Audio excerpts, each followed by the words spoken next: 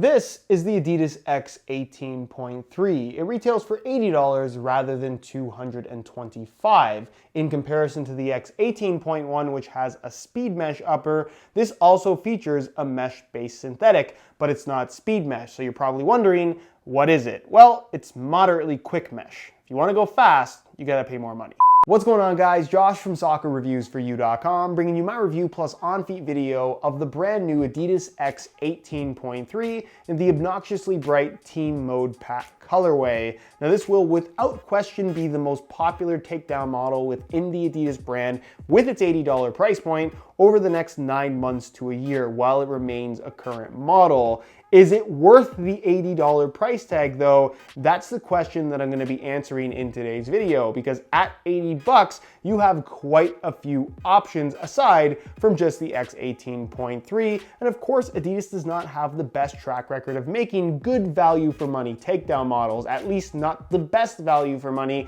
which is what you should be after when you're buying brand new boots on a budget. So if you want to learn whether or not these are worth the $80 price tag, what makes them good, what makes them not so good, including how they fit and feel on feet, that's what we're going to be covering in today's video. So if you want to learn more, please stick around. And if you are interested in a pair of these for yourself, I'll leave a little pop-up on screen, or you can click the first link down below. That'll take you to the review page on my website where you'll find buy it now links with exclusive SR4U coupon codes where you'll be able to pick these up below their normal $80 retail price in all the currently available colorways. If you guys do end up enjoying the video, don't forget to support it with a like. And if you're new here watching for the first time, don't forget to hit that subscribe button along with the little bell notification for daily videos on all the latest and greatest soccer gear. Included with the boots is this black and white Adidas box and nothing else. So to the guy down below in the comments who will ask if they come with a string bag, this part of the video is for you. There's no string bag. Now, before we even get into the review, I want to give a quick disclaimer, because often when I review a lot of these Adidas takedown models or give a negative review of a boot that does end up being pretty popular, a lot of people seem to get very angry about that negative review, thinking that I'm saying that you need to spend $300 rather than $80 to have good boots. That is not what I'm saying at all. This is a review channel where I actually try the products and I tell you whether or not they're good or bad. I assume you watch these review videos to get an actual opinion. If you're clicking on one of my reviews expecting me to just say good things no matter what, that ultimately is not a review. You're just looking for some kind of, I guess, verification for what you thought, even though what you're thinking isn't necessarily true. If I say something is not very good, I'm always going to tell you why I think it's not good, and I'm also going to tell you what I think you should buy instead for the same amount of money. So this is not a spoiler to what I'm going to be saying about this particular shoe in this video, but if I weren't recommending this particular model, I wouldn't just say go spend $300 instead. I'd say go buy something else at the same price point with a specific example. So please keep that in mind, not just with this video, but any of my reviews. Not everything can be the best thing ever. Not everything is worth your money. Not everything is a good boot. So let's start with the upper, which just like the rest of the lineup does feature a mesh-based synthetic. This synthetic featuring 2 layers of mesh plus an internal liner plus a polyurethane top layer. You can see there's a white mesh base layer that's a more dense kind of standard flat finish, and then you have a more open webbed mesh on the top, which happens to be in neon yellow, the polyurethane layer on top, and then the internal lining material, typical to what you'll find on all the $80 price point models from the Adidas brand. Now, the synthetic itself is actually pretty decent. It's very reminiscent to what you'll find on the Nemesis 18.3 and what you'll find on a lot of Adidas's $80 takedown models. It's actually half decent. Is it the best synthetic at this price point? I'm still of the opinion that the Nike skin material found on the $80 Nike Hypervenom Phantom 3 Academy is better quality. Not only does it offer a better feel for the ball and a better touch in general, but I just think it feels more premium, period. But considering what you can get for $80, this does not feel bad at all. Definitely not as nice as the higher end upper that you will find on the X 18.1, that being speed mesh, this not being speed mesh. Again, you have to pay more money to have faster mesh. What is kind of a weird quirk though is they added this extra layer of polyurethane in solid neon yellow as an element to mimic the design of the actual separation in the upper that you'll find on the high-end X18 Plus and X18.1 models. Kind of a weird design element. I can't really assume that that's there for the sake of durability because it's not really in a high wear zone, but they put it there for whatever reason. What is more similar to what you'll find on the X18.1 is the one-piece upper construction, where you can see that the laces are still pushed to the medial side. For the most part, I would still say that they are fairly central, and then the tongue area is filled in with this relatively cheap neoprene, if I'm being honest. It doesn't have that much stretch to it, which you will immediately notice when putting these on, something you'll see a little bit later in the video. And I really don't like the way that they finish the edge here. It's got tons and tons of kind of sloppy stitching that doesn't allow it to stretch at all. So what I would be concerned with, given how small the opening is and given that it doesn't really stretch that much, that this is something that could tear over time once you put them on 20 or 30 times. So something to be aware of if you are planning on picking these up or trying them on in store for the first time, because it's definitely something that you're going to notice. Moving to the rear of the shoe, despite being completely different materials, they're still calling this low cut design a claw collar, where it has an extension piece at the front and an extension piece at the back. This extension piece being completely different, fully padded on the inside. So discomfort and general chafing is likely not going to be an issue for you, but it is worth noting that you never want to leave any exposed skin at the top area right here. So if you play in low cut socks, which I wouldn't really recommend doing in any boots at all, that could potentially lead to rubbing and discomfort down the line. So something to be aware of. It does not feature an external heel counter because this does not have a speed frame like the higher end models. So that's not too surprising. The heel counter is fully internal. And then the heel liner, while it's nicely padded, while it feels perfectly comfortable, is a cheaper kind of padded mesh material that, again, I don't really have any major issues with. It's just not overly premium. The insole is fully removable, although fairly cheap, but again, that's kind of expected at this price point from Adidas. It features a mesh liner on top and a single layer of this white foam. It's completely flat, so they basically cut it out of a flat piece rather than it kind of being 3D molded like you'll find on the more expensive variations.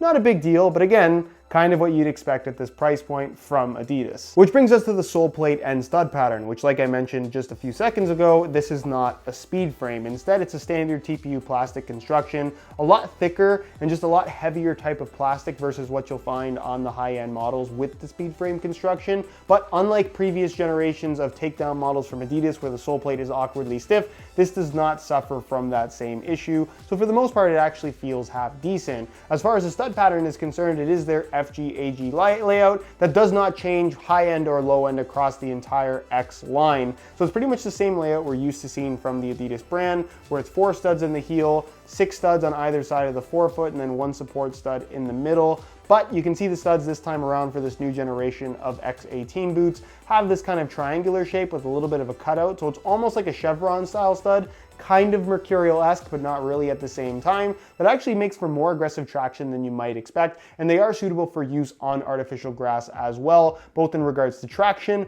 overall safety. They don't feel overly clingy on AG, which is very important. And the boots will be relatively durable on an artificial surface as well. So it's nice that you can get away with wearing these on multiple plain surfaces. And again, the stud pattern is actually pretty good. My personal favorite from the Adidas brand right now. And then there's the weight. In a size 9.5 US, the X18.3 weighs in at about 8.7 to 8.8 ounces, which is almost a full 2 ounces more than what you'll find from the high-end X18.1 or X18 Plus, which are hovering right around the 7 ounce mark. Now, at 8.8 ounces, I don't think that these are heavy, but if you're expecting these to have a super lightweight feel, they just aren't going to feel super light. And again, for the same amount of money, something like the Hypervenom Phantom 3 Academy is going to be a full ounce to ounce and a half lighter in the exact same size, noticeably more lightweight on your feet. So if that's what you're after, something like that would be a better option than this. When it comes to the look, I think Adidas does have kind of a bad track record when it comes to making takedown models look very cheap,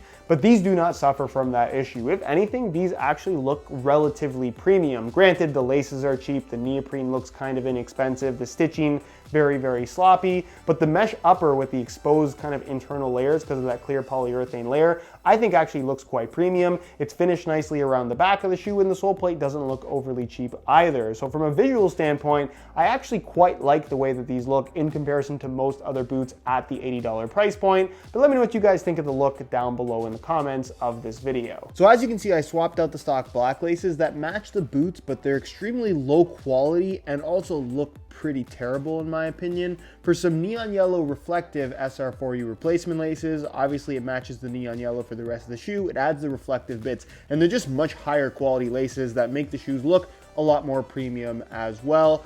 A slight improvement, but it makes a big difference overall. If you are interested in a pair of SR4U replacement laces for yourself, the website to go to is www.sr4ulaces.com. There'll be a little pop-up on screen as well as a link down below in the description. So if you're interested in a pair, be sure to go ahead and check that out. On feet, the X18.3 has some things that are really good and some things that are not so good about them. The one thing that is noticeably different in comparison to the high-end X18.1 and 18 Plus models is that it's much lower volume in general. These actually fit tighter throughout the entire foot, both in regards to width as well as volume, which is kind of unusual. But for the most part, from the midfoot forward, I actually really like the way that these shoes fit. It's a quality feel with not a lot of extra space, which is kind of what you're looking for from this style of speed boot, if you will. Unfortunately, the heel area, which is a common complaint that I have with a lot of Adidas takedown models, just fits unusually shallow. Basically, there's just not enough depth. You almost feel